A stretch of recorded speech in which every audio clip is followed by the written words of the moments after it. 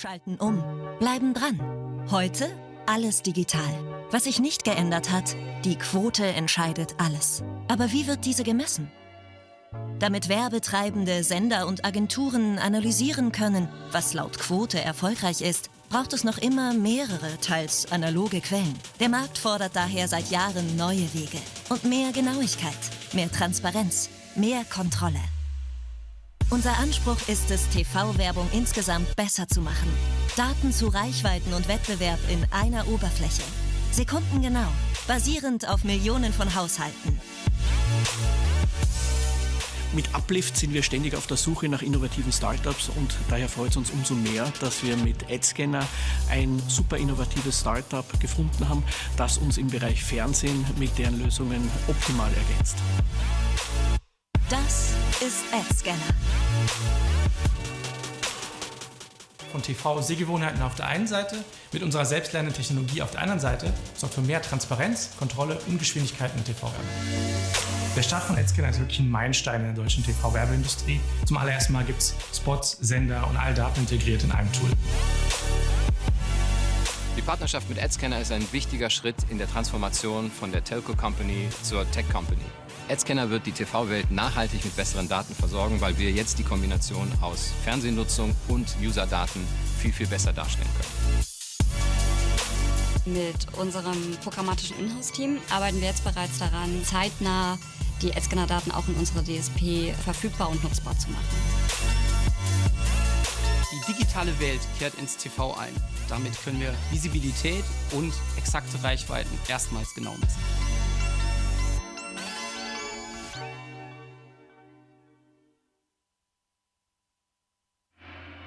U dvorani Vikendica upravo počinje panel od Telekoma do tehnološke platforme, powered by AdScanner. Okay, are we live?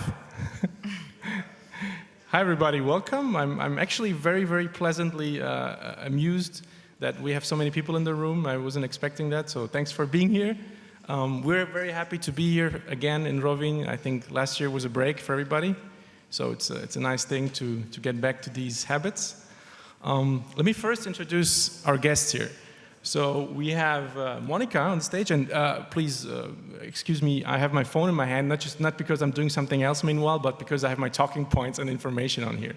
So welcome Monica Majstorovic. She's currently marketing director at A1 in Croatia. Before that she was at Tele2 in Croatia. I learned that you speak Polish. I read that on your LinkedIn account. And what I also really like is, and we have that in common, Richard as well, we're followers of Simon Sinek. So cool guy, can only recommend for you all to follow him. She likes good food, wine, and cooking. Welcome, Monica. Then we have Richard Breskovic. Richard is director of marketing at Hrvatskog Telekoma. Also, as I said, a follower of Simon Sinek, and if you follow Richard on LinkedIn, you'll see he's an avid supporter with Hrvatskog Telekoma of esports in Croatia. So, congrats on that. That's cool.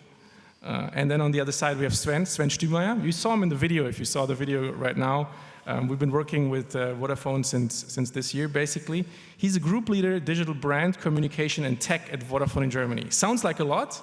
Essentially, he's responsible for digital marketing, performance marketing, in-house, as well as, let's call it, non-communications business models. He's a follower also, let's say, almost became a professional handball player and likes gin and good sneakers. Yes. So, thanks. And myself, I'm Maren, I'm the CEO and co-founder of AdScanner, and I'm very happy to be here.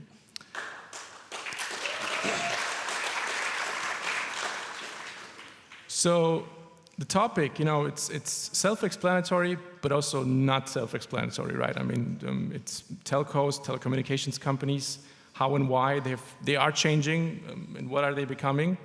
And from a perspective of the last 20-25 years, actually telcos have always been, I would say automatically, at the forefront of digitalization, right? So from phone communications to pagers to text messages, smartphones, data usage, streaming.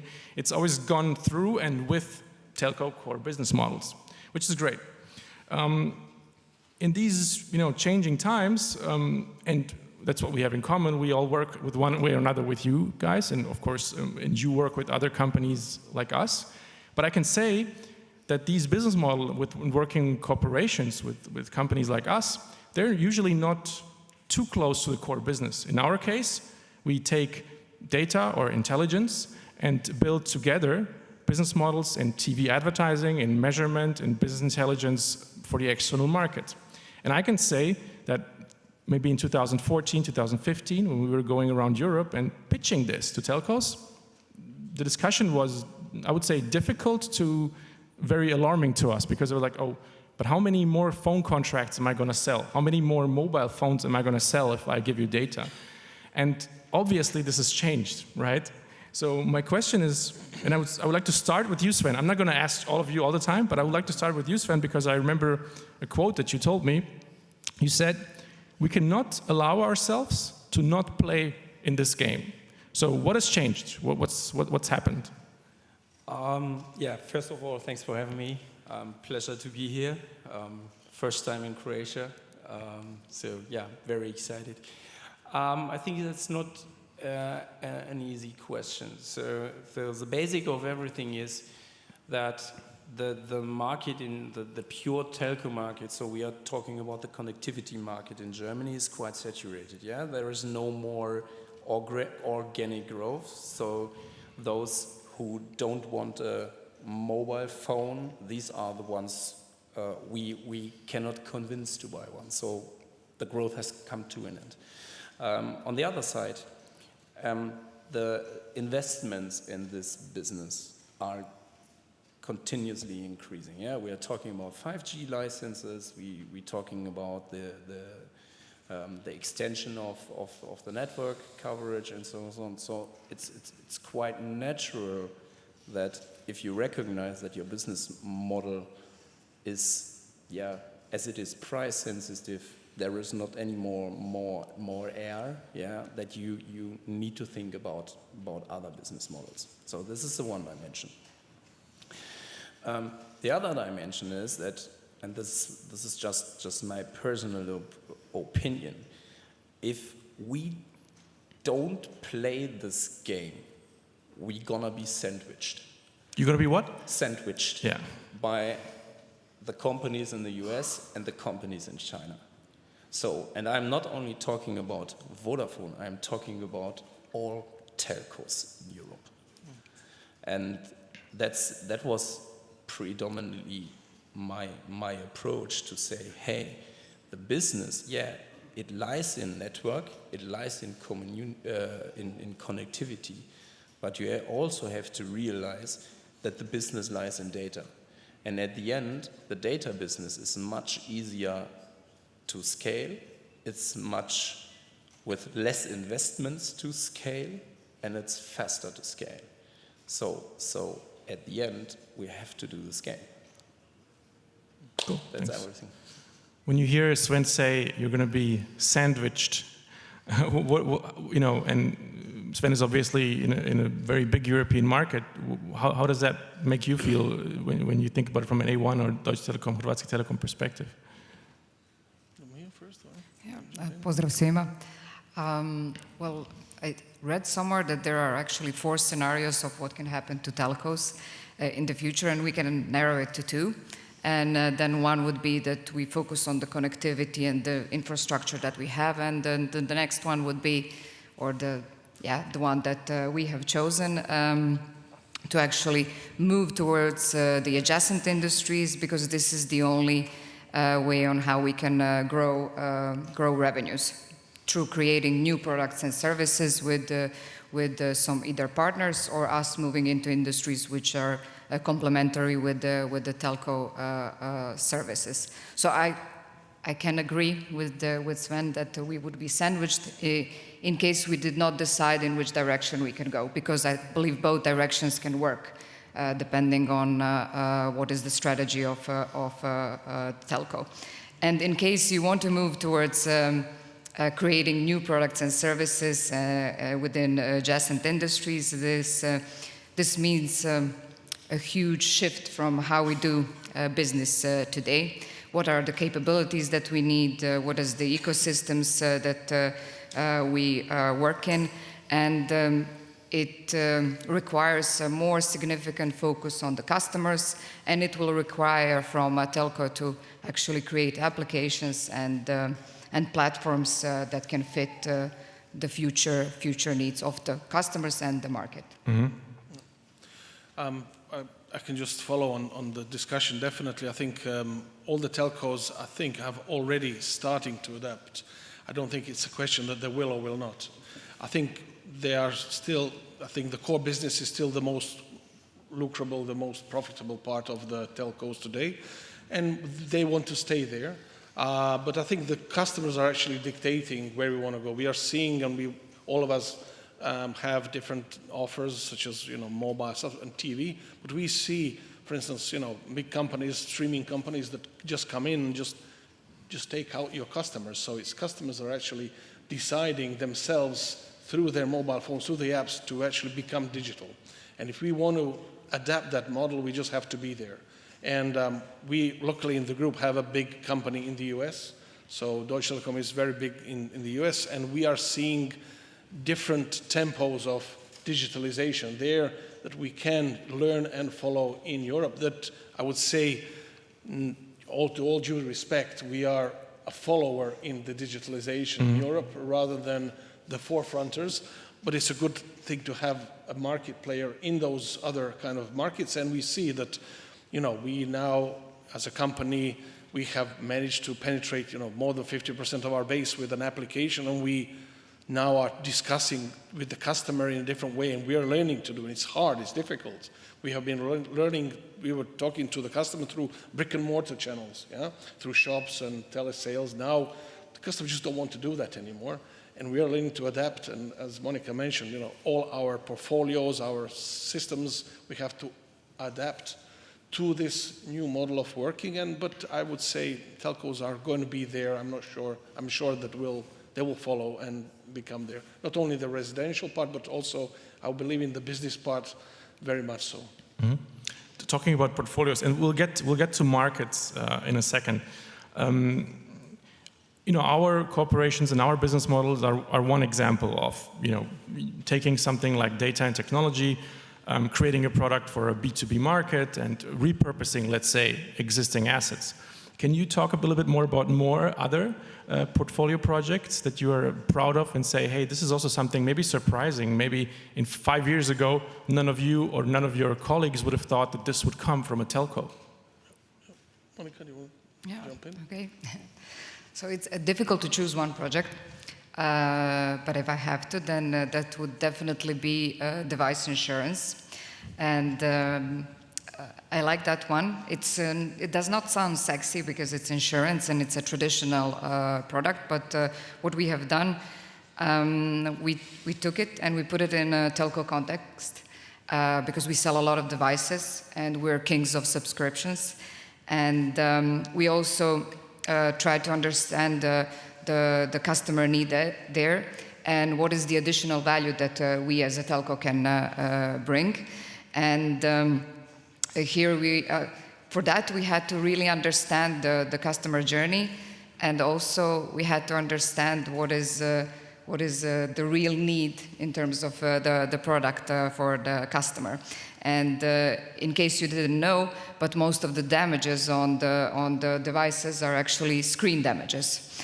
And so we took that and created a product which is screen insurance. And in addition to all of that, we created it completely end-to-end digital. And for us, the part to make it completely digital was the most difficult one, because on the other side you had an insurer, which was selling the product in a very traditional way, and they didn't understand, so why do you need a fully digital product? We are selling it today without it. But once we presented to them the customer journey and the impediments for the customer to buy a product with the ease, then they were with us on it, and we created something that is quite successful. We were the first one in the group, the first OpCo that created such a product in such way, and now others are following. And this was such a great journey for us that we said, okay, so we did this one. It was difficult, but there is other adjacent industries, and there is a vast of products that to which we can add value. So bring it on. Yeah. I would say same here. So 2 or 3 I can mention. I think one we are really, really proud of. We managed, for telco, it's a big thing. It's basically we penetrated, let's say, an administration app of the customer into more than 50% of our base, and we have now started designing tariffs that are one app or the single app available. So we have started shifting our sales kind of into complete, one-stop shop application. For us, this is a major move. We see the prepaid world adapting very fast to that because it's very natural for them to do their own self-administration. The other one would be the TV. Our second brand, Iscon, that is, we have just launched an Android TV solution that we always kind of try to see and use them as a kind of a forerunner. And basically, the whole, let's say, journey there is digital, and basically we are moving out of that. So we see ourselves going into different moves. And ICT, I mean, we are, maybe people don't know that, we are partners in most of the big cities in Croatia for ICT solutions such as smart parking and stuff like that. So I would say we have really gone there very fast, and we are now seeing where else we can do and what we can do. But basically, yes, I would say we have a lot of adjacent, I would say, moves into the digital arena that we are quite proud of. Yeah. From a marketing perspective, do you think that there should be more of a knowledge and communication about these things? Because they're adjacent, they're not core business often. Definitely. I mean, everybody, and this is a transformation process for all the telcos. We will. And you will see a lot of the our advertisements that are in digital moving from analog to digital more. We'll see the topics that are covered there that are different and the different type of communication. But yes, definitely, I think there should be more coverage of this, in the company and in the country. I would say definitely we should cover it even more. Agree. Sven? I can think about quite a lot of potential business models. So first one, obviously, that's why we also partner, of course, with you, is the whole industry about getting insights and market research, because I'm strictly convinced that panels are quite outdated. I mean, at the end, we are talking about real-time, real data at a global or at a larger scale. So this field is quite interesting. We also have quite quite approaches in terms of using of movement data. So giving you, for example, why shouldn't we partner with big outdoor inventory media stations, for example, to plan their next column where you can buy out of home media on. Yeah, we are able to see how frequented this cells are from people. So this gives you an advice how much media potential you have there. So I guess, I mean, data plays a big role in our economy right now, and I'm pretty convinced, giving us 4 more times, we are able to find a new business model today as well. Just jumping on what Sven is saying, I mean, we are now going into the digital era, but I think we have maybe not seen the full potential of the new screen that is out there and how to monetize and how to utilize this screen. As I said, I mentioned the 3 topics. The app is there. There's an Android screen there. There's ICT solutions there. So there are new medias that we are not utilizing, and This is where we're looking into now. This is also something, how do you go into the next step? Yeah? So, the traditional TV and the radio and even the internet, as it were, the social media is one set, but there is a lot of eyeballs now on different screens that we are seeing how can we be part of the value chain there. Because we have opened them up, the customers have adapted, and now, is it a statical screen or do we start seeing how to actually utilize that asset in a sense, yeah? And this is, I would say, the next frontier where we have now become a media provider, which I'm saying the media is a screen, is a communication media. How can I be part of the value chain there on the advertisement or something? And I think this is still an uncharted area, I would say. I also think that from, especially for telcos, and that's part of the topic, telco to techco, but the lines between being a brand, being a media platform, being a data provider, being an infrastructure player, they're blurring. You cannot say you're one of the other anymore, and that's maybe true for telcos, banks, and insurance, and everybody else. Then you have to go to Silicon Valley or China, right? There's not too many players like that. We've talked about, in spirit of Simon Sinek, right? Why, how, what. In terms of why, that was the first thing we talked about. I think that's pretty clear, like why. You explained it pretty well. In terms of what, you gave good examples, and I think there's going to be just more and more coming. But now for me, the most intriguing part is the how. So, and working with telcos, and you're sitting on the inside, so to speak, such shifts, they're very difficult in huge organizations. Huge organizations who depend a lot still and over time on their core businesses.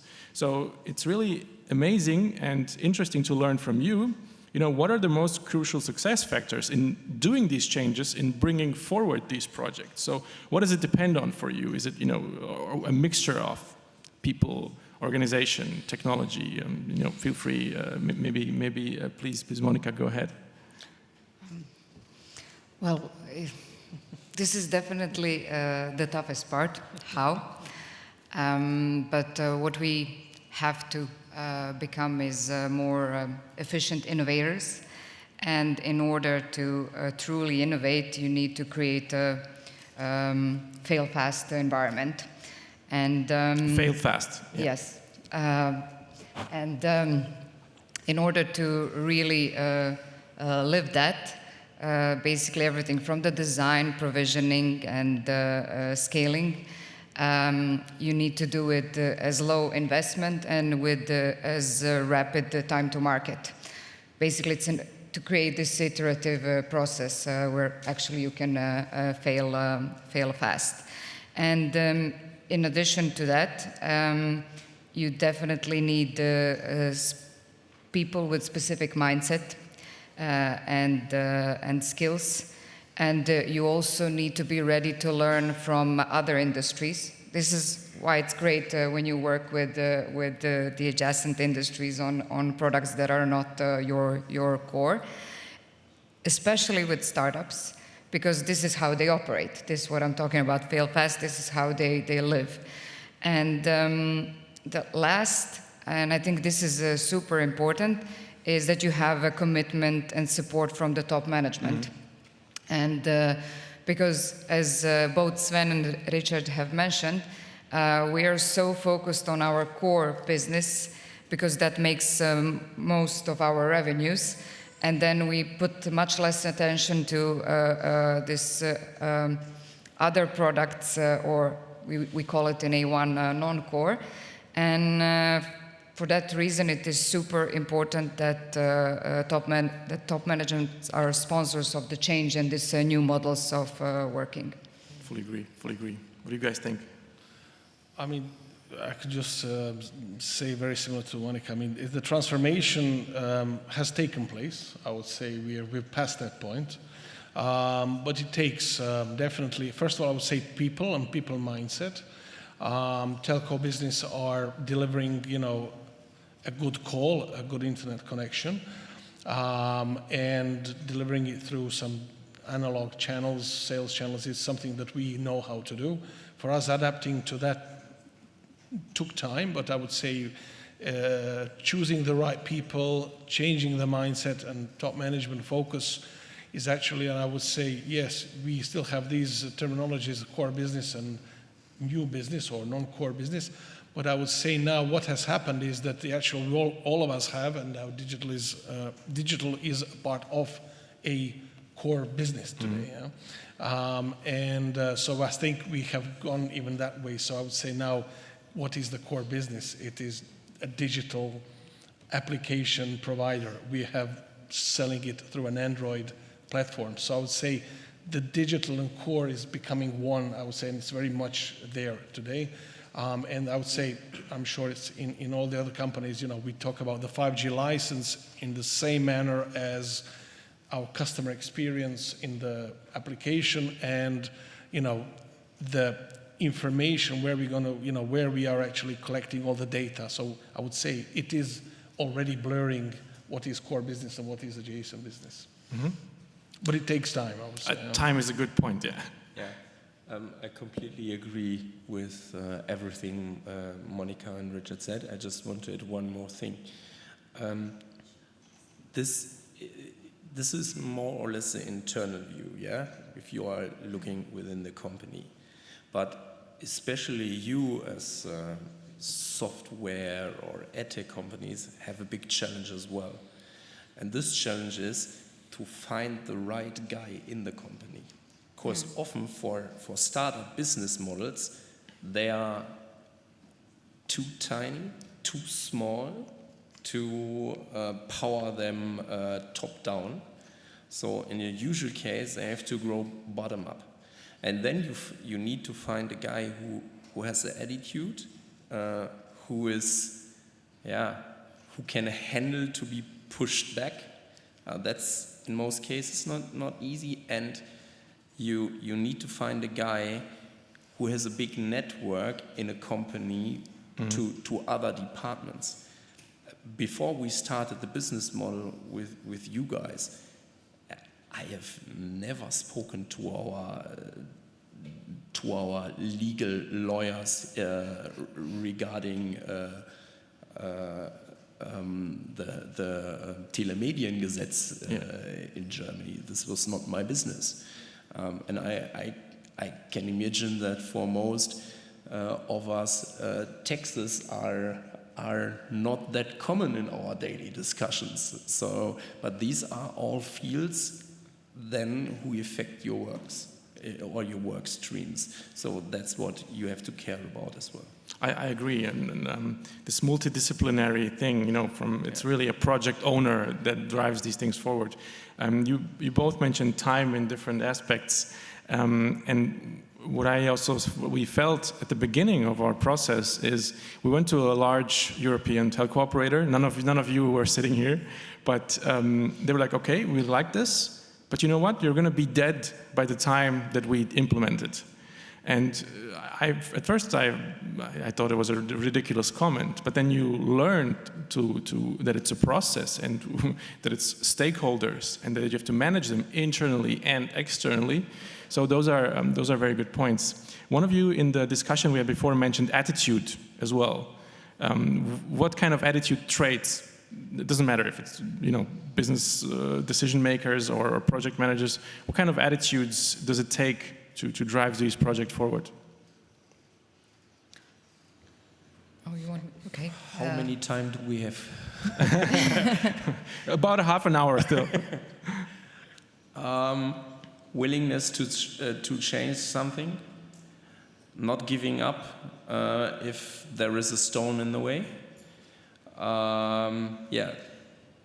Communicative, and I think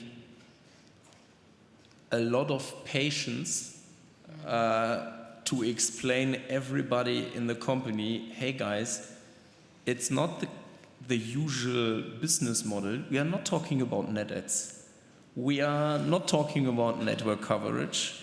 We are talking about a completely different KPI right now.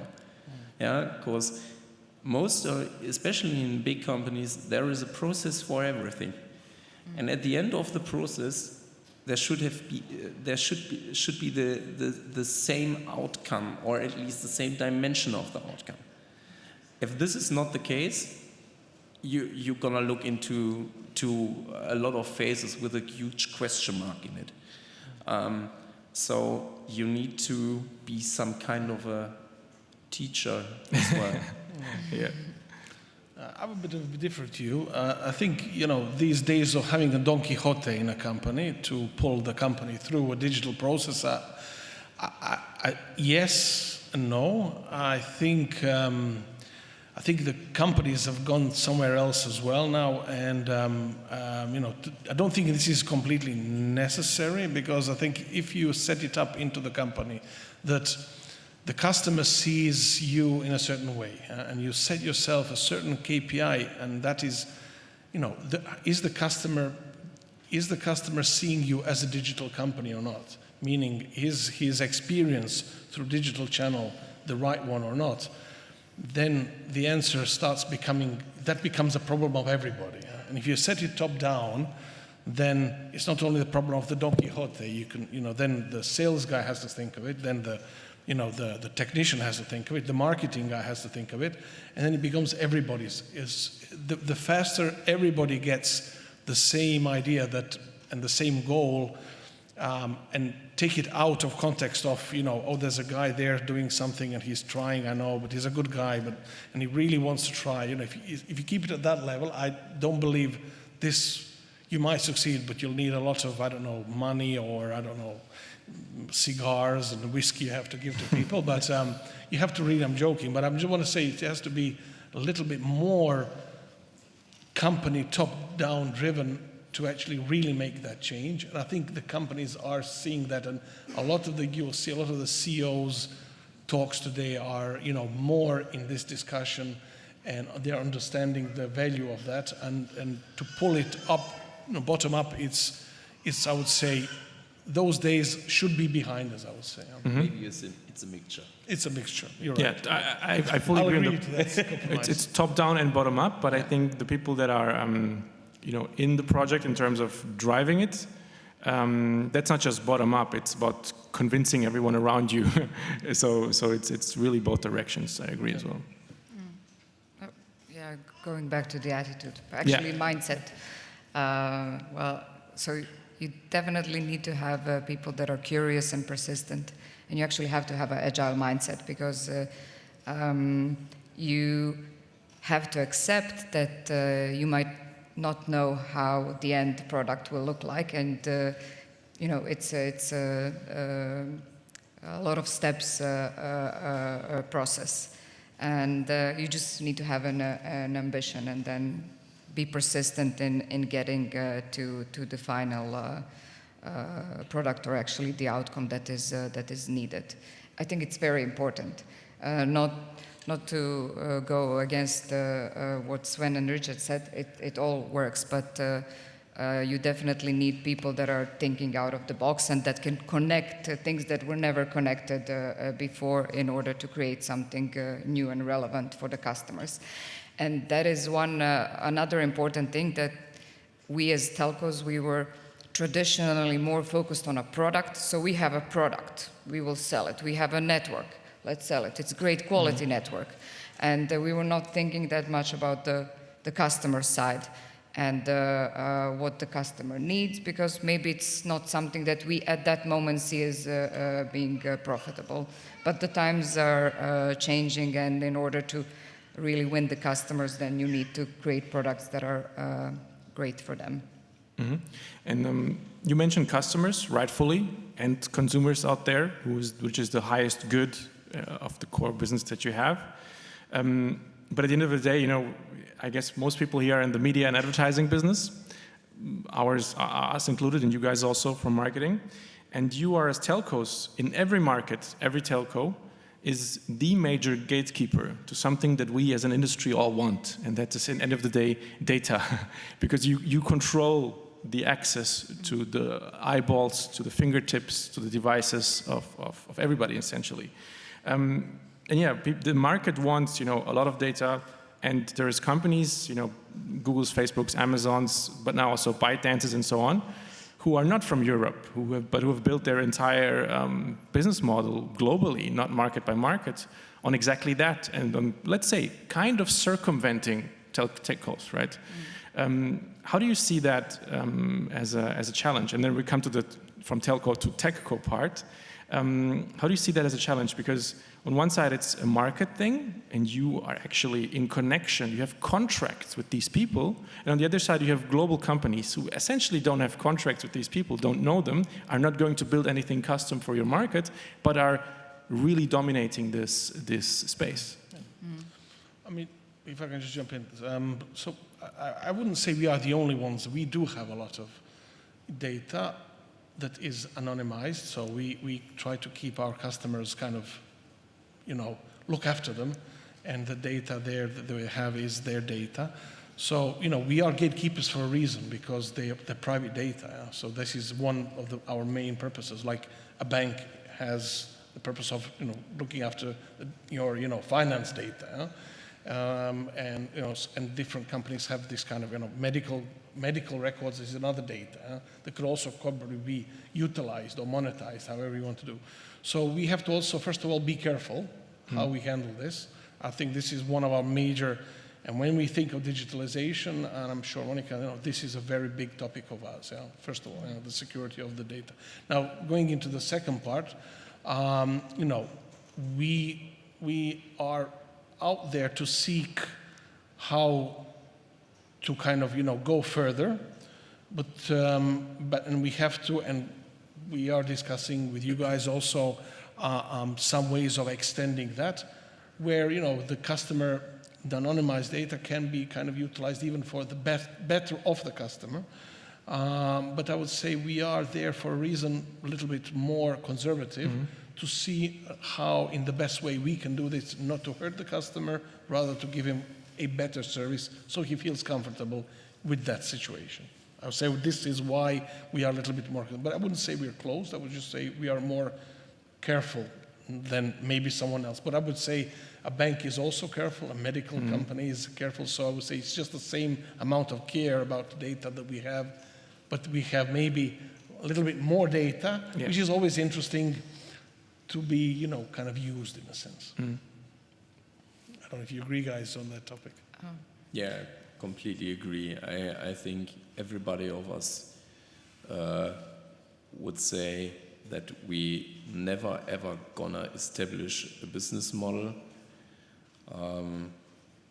increasing the risk of losing credibility, responsibility of our clients' data. And I think that's, we are one of the most personal goods customers use. Yeah, they are talking with their nearest persons. So it lies in our responsibility to handle this with the highest security priority. It would be a question for you guys, how you can help us, basically, with this burden that we have, basically. That would be the question. I wouldn't say, a burden. I think it's a mission that you put for yourself, and rightfully so. Again, the trust of the clients lies in that. In that sense, I think stuff like GDPR is very necessary and very good, of course. On the other side, you have technologies from other regions, developments from other regions that by definition of law don't have these burdens, right, that you said is a burden. They have different view on privacy. And at the end of the day, it's a competition often. It's not just in our field, in all of the fields, it's a competition of things that are developed in Europe, but primarily, if we're going to be honest, in the US, in China, India, Israel. So the question is, for us and for you, what is the perfect cooperation with these multinational companies? Is it always frenemy? I think Sven, you said frenemy, but I also heard it from you, Monica. Is it? I will go back to the previous question and then add to this one. So, world has changed, and we don't like to see ourselves as gatekeepers, or focused more on our own ownership of data rather than on customers. And I need to emphasize two things here. One is the GDPR and EU and GDPR, Often data is mystified, so it's very important to say that all data is anonymized, it's clustered, and we are not using it without customer consent. And the second thing I would like to emphasize is that the ability that we as a telco have, or anyone actually, in terms of data, but especially telco, is a bit exaggerated. But what we can see is two outcomes. One is advertising, how you use data, and the second one is personalization, or actually recommendation. And there is no personalization if there is no data. I mean, it's very simple. And if we would like to see how can it be used in real life, and something that is connected with telco and what you guys are doing, so growth of AVOD is significant, and the latest Deloitte research showed that 55% of customers are now having a fee-free service because they have allowed their data to be used for advertising. And with having so much choice in terms of what you as a customer can take from different applications or different services, this is both opportunity for the customer, but also for anyone that is involved in this industry. Us as well. And it will, with the development of the technology and what advertising we can put on the big screens, we will see I believe big transformation, but also an opportunity for everyone that is involved in this game. I fully agree with you, especially in the point that you said you don't want to see yourself as gatekeepers. And I agree in a sense that imagine every one of us as a customer, when we experience targeted advertising that comes from somewhere, that comes because our data is from our usages, has been used in some way to reflect back on us. And there's a lot of technologies, again, as I said, from different regions to do that. And what I would like to say, and that's really the positive point on the biggest change for telcos, is you can make sure that the data that is being used goes through a standardized filter, which is privacy, protection, GDPR, which you can just not guarantee otherwise. Because if somebody has a problem and if there's a challenge, you are there in the market. You guys have faces and names, and your jobs, are responsible for it. Whereas if it's technology that is a standardized platform from somewhere else in the world, you have no one to blame. So I agree with you there. It's good that this is reflected and represented in you as markets. Coming back to markets before we go into questions for the final minutes, I know that it's a challenge because, again, smaller companies, tech companies, they can build products and roll them out, and they often have a global approach from the beginning. But you, of course, are often structured in groups with headquarters, with different hubs, with different levels. And sometimes maybe there's a project in one market and it's very difficult or impossible to roll it out. Or you are seeing a project in another market that you would like to roll out in yours as well, and there's a huge process behind it. So can you tell us a little bit more about the changes there as well? From my experience, we learned that standardization is happening. We learned that before we used to have to talk to 10 markets, everybody has a different technology. Now all of the data goes in a standardized process to a data lake, and things like that happen. What is your experience there? Are we going to see more of this global or international approaches in telcos? Definitely. I mean, big corporations like we have now very much standardized, for instance, the app that is used in Croatia, that is used for communicating with customers, is the same in the whole group, for instance. Yeah, like 5 years ago, everybody had their own little apps and developing some IT company, blah, blah, blah, and then we were comparing. Now we have one kind of, let's say, central designer team and the smaller development teams that are actually adapting to the same standards. And basically, if, we design something in Croatia that is applicable, then the whole group actually benefits from it. Yeah? So I would say that definitely has shifted in that way. I would say that is similar on the TV topic, for instance, and there we see a similar standardization of, especially when it's, whether we see the standardization is actually exactly these human interfaces where we have seen, and I would say these again, big global players have understood this very early, that a person in Germany, in Croatia, in Italy, in South America, in the Far East, actually can adopt to the same screen. It's obviously, there needs to be kind of a language separation, obviously, but the screen is a screen, the button is a button. And I would say this has really changed, and we have learned from the big global players here, adapted the model fast, and we are there now. And I would say, and it's moving slowly into every segment, We have learned to do this. Before it was hard because you had to make a common decision to do this. And there wasn't a model that was saying this can be achievable. Now we see, the Netflixes of these, the Amazons, we see these players, it's, an app is an app. Yeah. And now just change the language and there you go. And this is, I would say, a major step forward. And I would say, big global companies like Deutsche Telekom has adapted because we use the same app like they do in the US, in Germany, in Croatia. And I would say this is a major step forward. Cool. I agree. It's different now than 10 years ago. But it took us time because we had proof that this can happen. Before it was like, but in Germany we do this differently, and in Croatia we do this differently. But actually it was just, an adaptation form, a knowledge today that this can be done, basically, I would say. This is where we see the major shift and standardization, and it helps us, in the development process because we have a list of things we want to do. Company has a QBR, like a quarterly flow of work and things they do.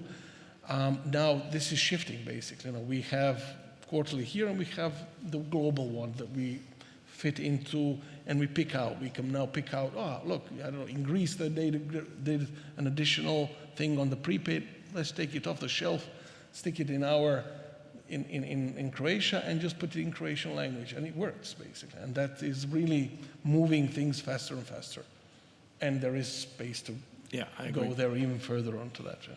And ultimately, you will see most probably a single application, a single TV UI, and I don't know, products that will be probably similar in Europe, in the group, with a small difference in prices, allowances. But I think this is where we are actually going to, in a sense. And it's good for us as partners as well. But from the other perspective, Monica, you also talked to me about the other aspect of maybe projects that are local that can then be taken global or international because they're successful.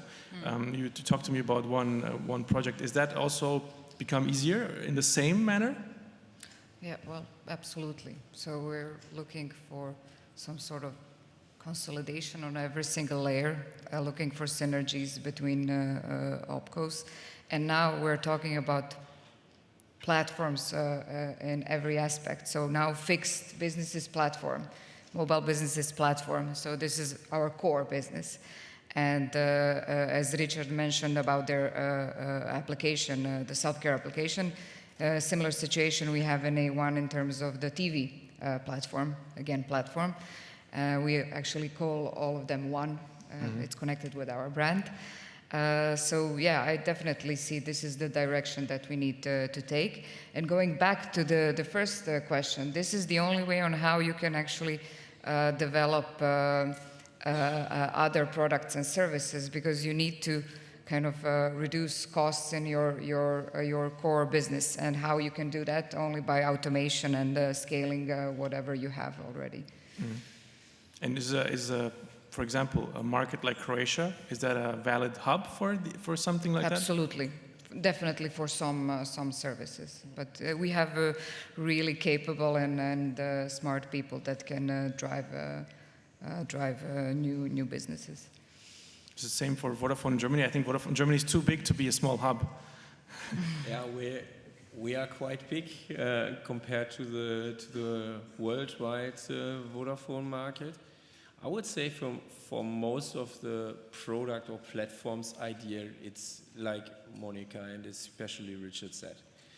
But I think often there are other ways as well, yeah? So driving innovation means also taking something from a tiny, tiny little piece and making it bigger. And quite often we are facing project processes where someone from another opco comes to us and says, hey, I have an interesting idea, interesting project. Would you like to check if this fits for you as well?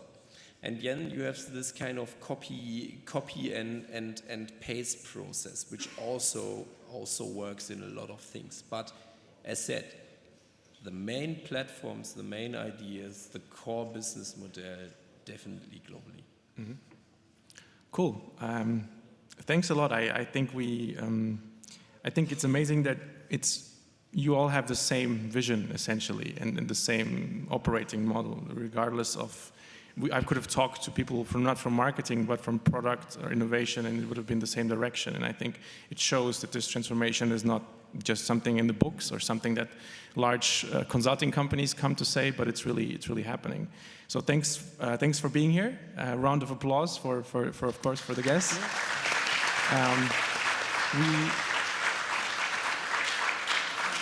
We have a few minutes left. I'd like to open the ground for questions. Feel free. I don't know if you have a microphone for people, but maybe just raise your hand and we'll try to listen really hard. If no questions, yeah, please.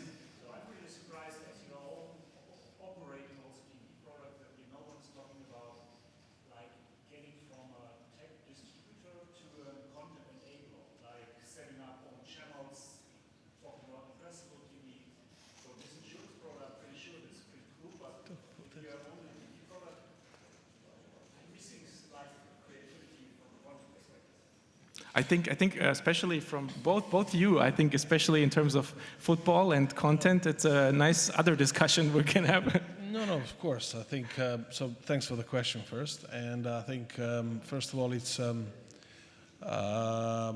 question of what is the right way of doing that. So we are a content distributor today, and we are also a content aggregator. Yeah?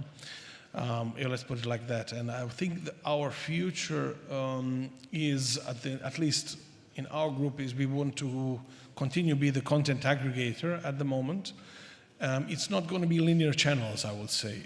It's going to be more that we will be aggregator of applications, such as the big streaming companies, be it sport, be it movies, be it TV shows, and give you the best, the easy, seamless way to actually utilize these and give you maybe some additional services that people would like to have when using these streaming services, such as knowing exactly when your Netflix subscription is running out or not and stuff like that. So these are some things that we are now looking into, and definitely we would like to position ourselves as a continuation of at least the best aggregator, but in a little bit of a slightly different way.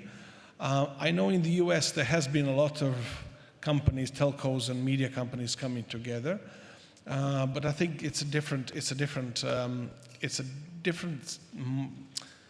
a big single market, and in this big single market, everybody speaks the same language or pretty much the same language, and in Europe it's not as easy as that. Yeah? So you don't have one single RTL for the whole Europe, and it would be probably a very hard one. I'm saying RTL because you're standing there, but it would be a hard one to get. We know we have an RTL in Croatia, but we know that it's a completely different content spectrum because you buy content for. So I would say it's a specialty for Europe that is a problem, I would say, in that aspect, but our focus on continuing being an aggregator in a little bit of a different way, make it more easy for the customer, and to provide him the best, still the best connectivity that is more and more important. Everyone has a bigger and bigger screen at home, which needs more and more network power. So I would say in this part, we will still be very much going. But you never know. In the future, things might change, and there might be something that is internationally easier to swallow on a greater scale for Europe. That's our vision, at least. Hope I've answered the question. From my perspective, maybe Okay. Monica thinks differently, I don't know. No, maybe just to add to this one. So we discussed earlier about the paradox of choice for the customers, especially in terms of all the digital platforms that are available for them. Also, we discussed about the data that exists and that we, as telcos, have in terms of our customers. But we also discussed about our focus on customers in terms of the overall experience. So definitely there is an opportunity for telco to become more of a content aggregator than we are today, let's say advanced one. But there is also an opportunity for a telco to give additional value to customers through potentially some sort of a recommendation once you're aggregating more services, then it's easier to, based on all the insights that you have, to actually recommend something to customers. Why we haven't discussed this? Well, I like to talk about things that we have done. And this is still ongoing, and I agree here with Richard. Who knows where this will take us, but the ambition is there, definitely. Thank you. One more question there. Hi, Marin. It was a really pleasure to listen. You have great guests, and it was interesting. I would just like to refer to one sentence from Sven. It was about panels are outdated. Although I really think big data owned by telecoms are really interesting for all of us as a market. Panels are more precious than ever before because it's more hard to have them than ever before. So what I would like just to add to Monica, who was talking about additional industries. Well, one of the additional industries is definitely the measurement of the advertising, as you are also focused on. So basically, there is some kind of, I would say, missing input about what exists and why, and what is good and what is existing at the moment. You all have walled gardens because A1 in Croatia has certain numbers of subscribers, HT has certain number of subscribers, but then, you know, there are no overlapping. So this is one of examples why the panel can give the answer what is of a bigger value to the market. So it's not a question, I'm sorry, but I just had to refer to this one. Thank you. If I may, I agree with you. I agree with you. I agree with Sven as well, but I agree with you in a sense that, especially in terms of measurement, in terms of panels, the goal cannot be to, let's say, kill something, replace something. The goal has to be to add, always, to add, to make better. And we see, especially in the global, let's call it data and measurement developments, which is our core business, we see that that's the trend. It's a combination of technologies, combination of sources. So in that way, I fully agree with you. Of course, from a perspective of, let's say, in a sense, Sven, but he can speak for himself. You know, as a marketeer, when you come from a digital world, which is not based on the panel world, it can be frustrating to look at the television world and try to push it forward. And sometimes the inherent status quo can be a barrier. But maybe you can add to that as well. Yeah, maybe let me precise my statement a little bit away.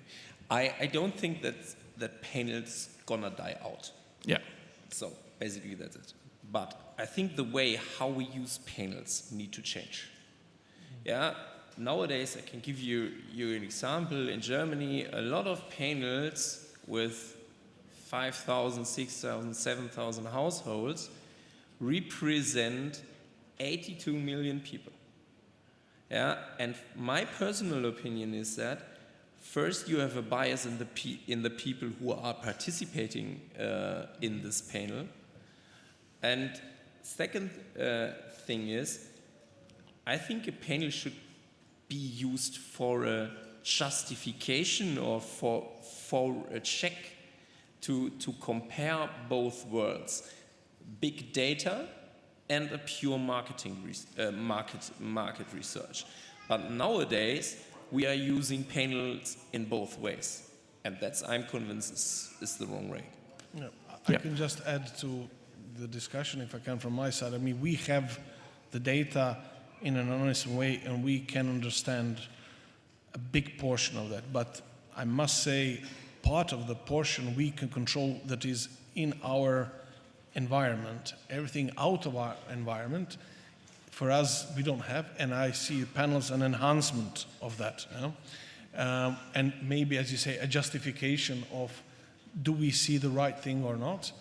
And I would say also in retrospect to who is the panelist, I would say here again we need additional justification. Then, so I would say these two worlds can cohabitate, and can cohabitate and should stay there, because it's definitely because data that you have can be skewed sometimes, and this can be skewed. So, but to have both sides, I would say, is necessary. So my point is, as also, as you said, they both have to cohabitate together. Not one should die for sure. That's my point, Alida. Agree.